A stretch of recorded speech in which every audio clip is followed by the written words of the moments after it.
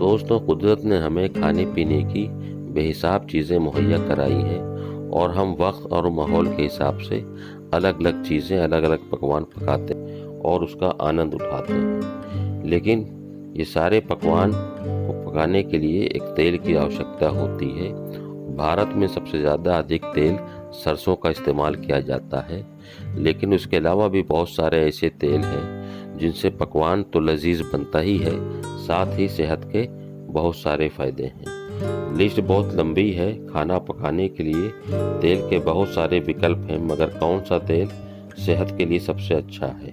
सरसों का तेल, कनोला ऑयल, नारियल का तेल, एवोकाडो ऑयल, मूंगफली का तेल, ऑलिव ऑयल, अलसी का तेल, पामोलिन ऑयल।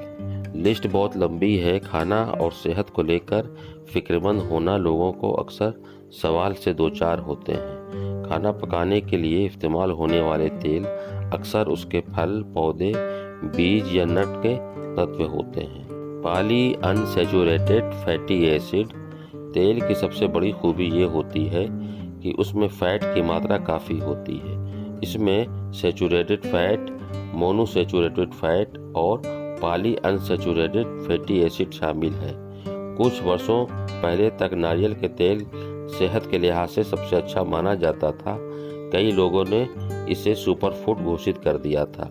कुछ लोगों का दावा था कि इस तेल के वसा के रूप में भी शरीर में जमा होने की संभावना बेहद कम थी, लेकिन हार्वर्ड यूनिवर्सिटी के एक रिसर्च में नारियल तेल को विशुद्ध जहर करार दे दिया है। सेहत की समस्याएं इसकी वजह से ये इंसान के शरीर पे बहुत ज़्यादा फैट नहीं पचा सकता और अधिक फैट हमारे शरीर में जमा होने लगता है, जो दिल की बीमारियों और ब्लड प्रेशर जैसी सेहत की समस्याएं पैदा करता है। ब्रिटेन में सरकार की गाइडलाइन कहती है कि किसी पुरुष को दिन भर में 30 ग्राम और महिला को 20 ग्राम से अधिक तेल नहीं खाना चाहिए।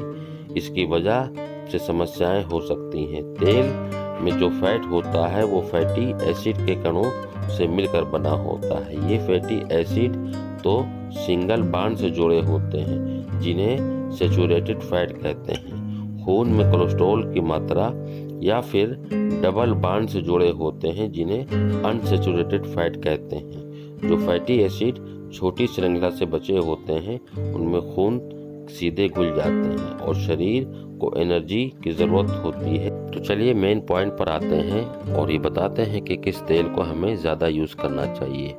अंगूर के बीजों से बनने वाले तेल का इस्तेमाल काफ़ी फ़ायदेमंद होता है, क्योंकि इसमें पॉली अनसैचुरेटेड फैट के कारण आप कई बीमारियों से बच सकते हैं। खाने में अंगूर के तेल का उपयोग से आँखों की जलन को कम किया जा सकता है। साथ ही आँखों और त्वचा की बीमारियों से बचने में भी आपको मदद मिलती है।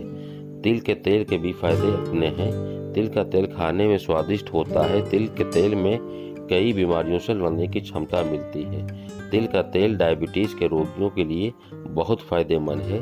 तिल के तेल से आप कई बीमारियों से बच सकते हैं, जैसे एनीमिया, कैंसर, तनाव और शुगर आदि। एवोकाडो ऑयल में विटामिन की मात्रा भरपूर पाई जाती है। इस तेल का उपयोग ज़्यादातर औषधि और खाने के लिए किया जाता है। एवोकाडो ऑयल को एवोकाडो के फल से निकाला जाता है। एवोकाडो फल की खेती विदेशों में होती है। इस तेल में विटामिन और एंटीऑक्सीडेंट मौजूद होने से त्वचा की बीमारियों को दूर करने का काम होता है। इस तेल के इस्तेमाल से मोटापा, गठिया और सूजन की समस्या से राहत मिलती है।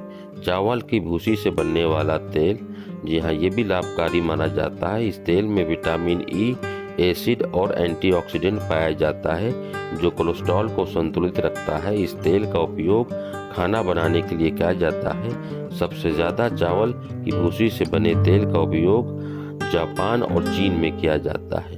इसके बाद नंबर आता है जैतून के तेल का इस्तेमाल करने से कई बीमारियों से बचा जा सकता है। हाई बीपी के लोगों के लिए फ़ायदेमंद है।